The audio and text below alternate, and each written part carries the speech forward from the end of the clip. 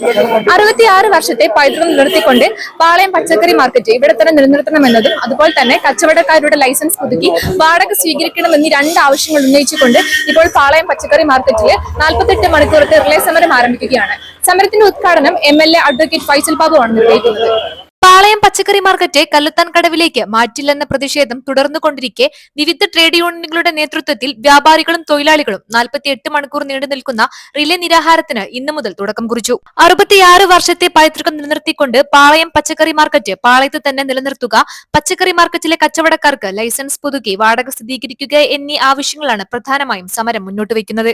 സമരത്തിന്റെ ഉദ്ഘാടനം Kozhikode south MLA advocate Faisal Babu നിർവഹിച്ചു. കോഴിക്കോട് നഗരത്തിന്റെ മുൻഗണനാക്രമത്തിലെ ഏറ്റവും പ്രധാനപ്പെട്ടതാണ് പാളയം പച്ചക്കറി മാർക്കറ്റുമായി ബന്ധപ്പെട്ട വിഷയമെന്നും തൊഴിലാളികൾ നടത്തുന്ന ഈ സമരത്തിന് ഐക്യദാർഢ്യം അറിയിക്കുന്നുവെന്നും കോഴിക്കോടിനെ സംബന്ധിച്ചിടത്തോളം പാളയം വൈകാരികമായ അടയാളമാണെന്നും പാളയത്തിന്റെ പൈതൃകം നഷ്ടപ്പെടുത്താൻ പാടില്ല എന്നും MLA വ്യക്തമാക്കി. പാളയം പച്ചക്കറി മാർക്കറ്റിൽ പ്രശ്നങ്ങളോ പ്രയാസങ്ങളോ ഉണ്ടെങ്കിൽ അതിനെ നവീകരിക്കുകയും പരിഹരിക്കുകയുമാണ് ചെയ്യേണ്ടതെന്നും അതിനിവിടെയുള്ള തൊഴിലാളികളോ കച്ചവടക്കാരോ എതിരില്ല എന്നും എന്നാൽ നവീകരിക്കുമ്പോൾ വേണ്ട ഉപാധികൾ അധികാരികൾ ചെയ്യേണ്ടതുണ്ടെന്നും അദ്ദേഹം പറഞ്ഞു.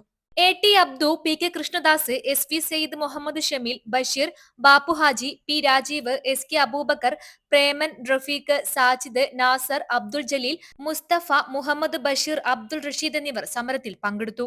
KP Babu, P Viswanathan, AT Abdu, Razak, T Mustafa എന്നിവരാണ് നിരാഹാരം അനുഷ്ഠിക്കുന്നവർ. ന്യൂസ് ഡെസ്ക് മലബാർ ശബ്ദം. 18 വയസ്സ്, ജീവിതം സെറ്റ് ചെയ്യാൻ ഇതിലും നല്ല സമയം വേറെയില്ല. ഒരു സർക്കാർ ജോലി മാത്രമല്ല, അഭിമാനവും അച്ചടക്കവും രാജ്യസേവനവും നിറഞ്ഞ ഒരു കരിയറാണ് നിങ്ങൾ സ്വപ്നം കാണുന്നതെങ്കിൽ ഇന്ത്യൻ ആർമി, എയർഫോഴ്സ്, നേവി നിങ്ങളുടെ സ്വപ്നങ്ങൾക്ക് ഇനി ചിറകുവിരിക്കാം. 100% വിജയത്തിന്റെ വിശ്വാസത്തോടെ കേണൽസ് അക്കാഡമി കോഴിക്കോടും സുൽത്താൻ ബത്തേരിയിലും.